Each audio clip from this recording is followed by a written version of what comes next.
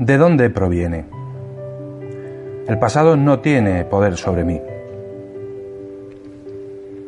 Está bien, hemos examinado un montón de cosas y hemos ido pasando por el cedazo lo que creíamos que era el problema.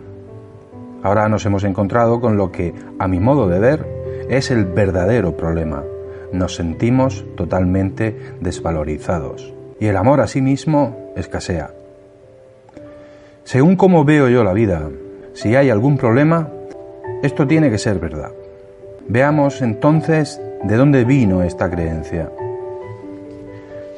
¿Cómo pasamos de ser un bebé diminuto que conoce su propia perfección y la de la vida a convertirnos en una persona con problemas, que se siente en mayor o menor medida indigna y no merecedora de amor?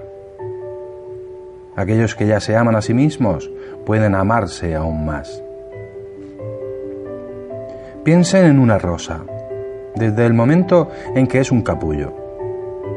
Mientras se abre para florecer plenamente, hasta que se le cae el último pétalo, es siempre bella, siempre perfecta, siempre cambiante.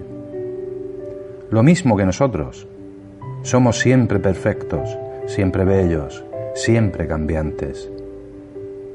En todo momento hacemos lo mejor que podemos con el entendimiento, la conciencia y el conocimiento que tenemos. A medida que tengamos más entendimiento, más conciencia y más conocimiento, iremos haciendo las cosas de otra manera. La limpieza de la casa mental. Ahora es el momento de examinar un poco más nuestro pasado, de echar un vistazo a algunas de esas creencias que han venido rigiéndonos.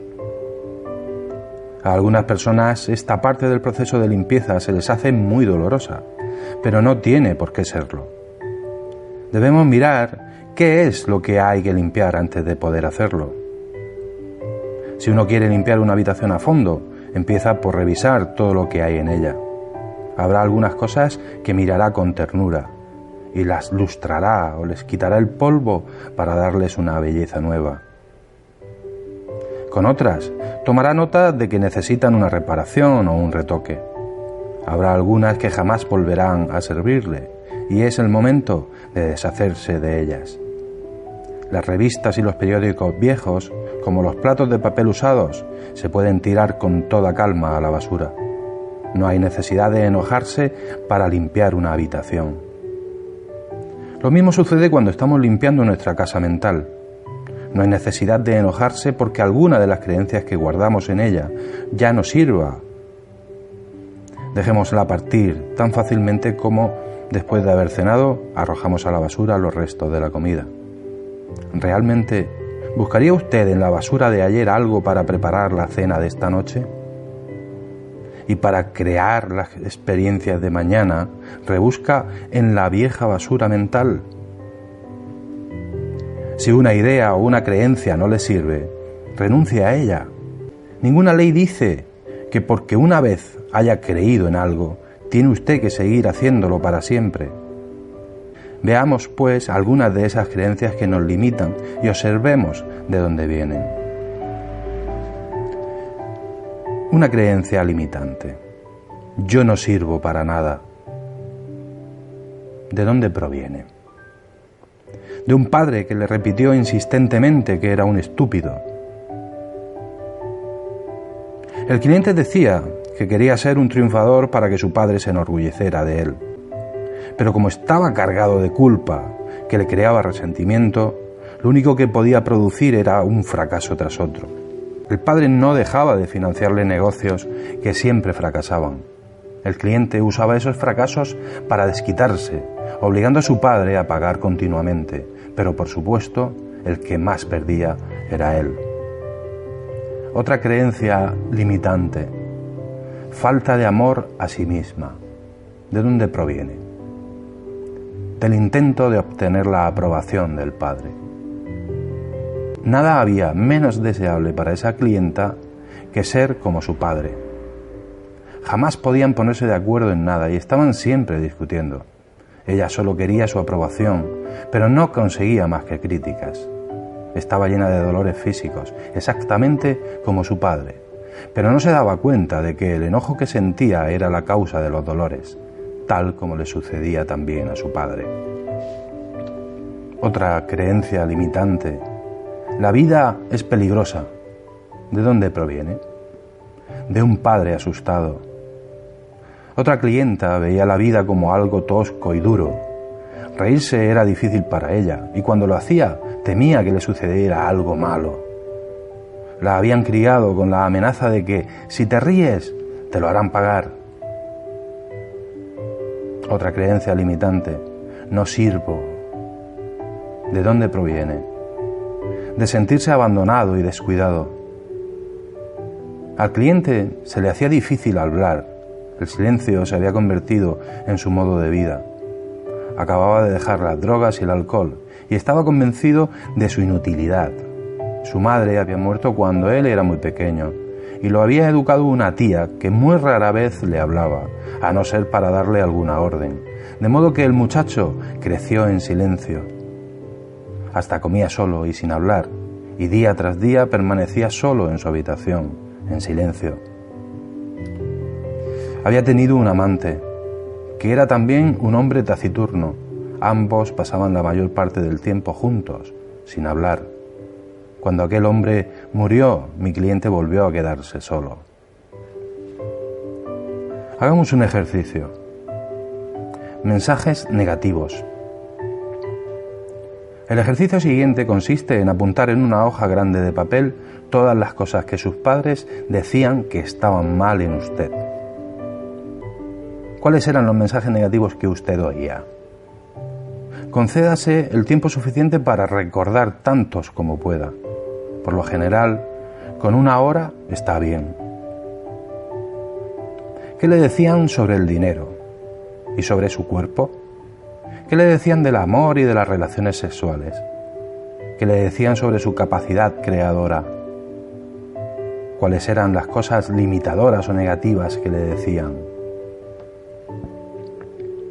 Si puede, considere objetivamente estos puntos y dígase: ¿con que de ahí es de donde proviene esta creencia? Ahora busque otra hoja de papel para profundizar un poco más. ¿Qué otros mensajes negativos oyó usted de pequeño? De sus parientes, de sus maestros, de sus amigos, de figuras de autoridad, de su iglesia. Escríbalos todos tomándose su tiempo. Esté atento a las sensaciones corporales que vaya teniendo. En esas 2 hojas de papel están las ideas que necesita hacer desaparecer de su conciencia. Son esas creencias las que le hacen sentir que no sirve.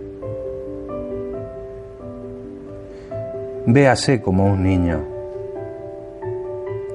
Si pusiéramos a un niño de 3 años en medio de la habitación y empezáramos a gritarle, diciéndole que es un estúpido, incapaz de hacer nada bien, que debe hacer esto y no hacer lo otro, y que se fije en los desastres que provoca, y de paso le diéramos algún que otro golpe, al final tendríamos un chiquillo asustado que se sienta obedientemente en un rincón, o un rebelde que destroza cuanto tiene a su alcance. El niño mostraría uno de estos 2 comportamientos, pero jamás llegaríamos a saber qué potencial tenía. Si al mismo niño le decimos cuánto lo queremos y cuánto nos importa, que nos encanta el aspecto que tiene y que es simpático e inteligente, que nos gusta su manera de hacer las cosas y que está bien que cometa errores mientras aprende y que estaremos siempre a su lado en cualquier situación, entonces el potencial que muestre ese niño nos dejará alucinados. Todos llevamos dentro un niño de 3 años y con frecuencia nos pasamos la mayor parte del tiempo gritándole. Y después nos preguntamos por qué nuestra vida es como es. Si tuviera usted una amiga que siempre lo criticara, ¿querría estar cerca de ella? Quizá de niño lo trataran así, es una pena, pero eso fue hace mucho tiempo.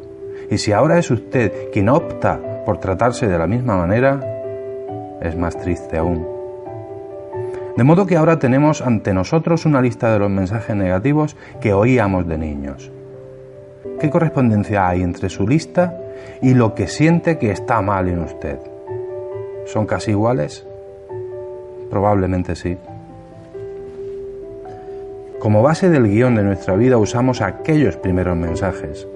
Todos somos niñitos buenos y aceptamos obedientemente lo que ellos nos dicen que es verdad. Sería muy fácil limitarse a culpar a nuestros padres y ser víctimas durante el resto de nuestra vida, pero no sería muy divertido y ciertamente no nos sacaría del atolladero. Culpar a la familia. Echar la culpa a alguien es una de las maneras más seguras de seguir con un problema. Al culpar a otro renunciamos a nuestro poder. Entender las cosas nos permite distanciarnos del problema y controlar nuestro futuro. El pasado no se puede cambiar, pero el futuro va siendo configurado por lo que pensamos hoy.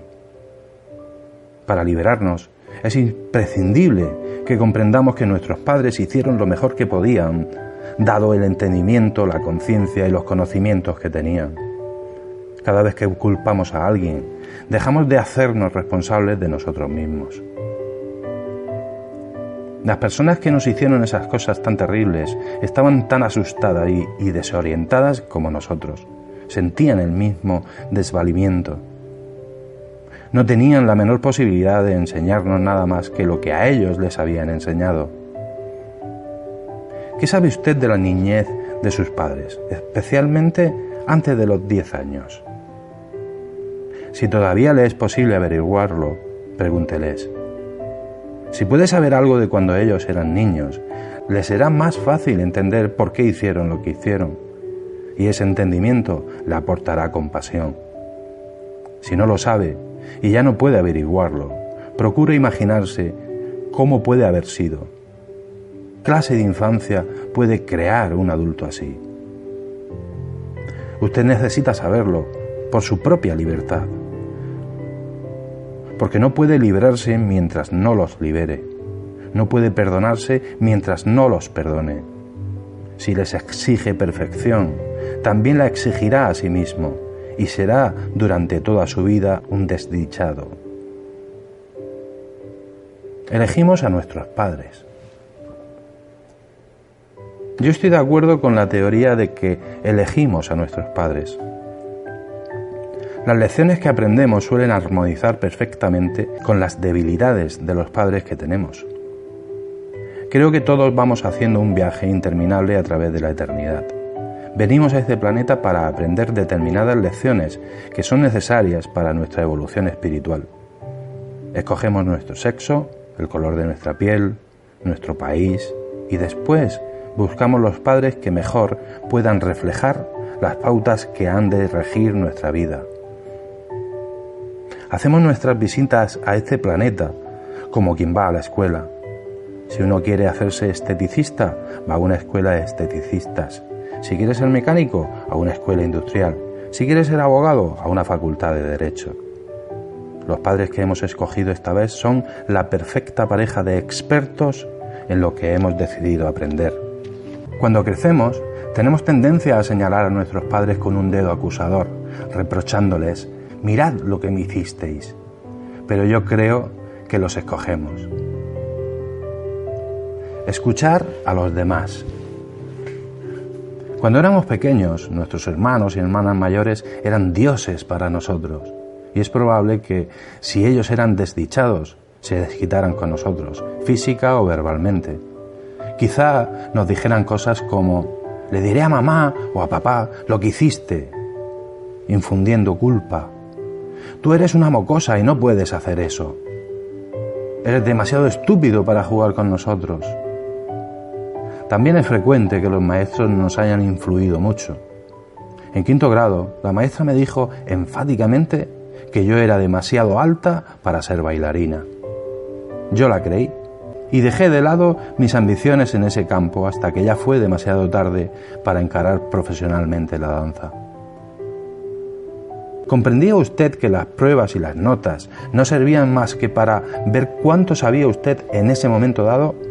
¿O era un niño que sentía que lo que medían era su propio valor? Nuestros primeros amigos comparten con nosotros nuestra propia información errónea sobre la vida. Nuestros compañeros de escuela pueden herirnos profunda y duramente con sus burlas.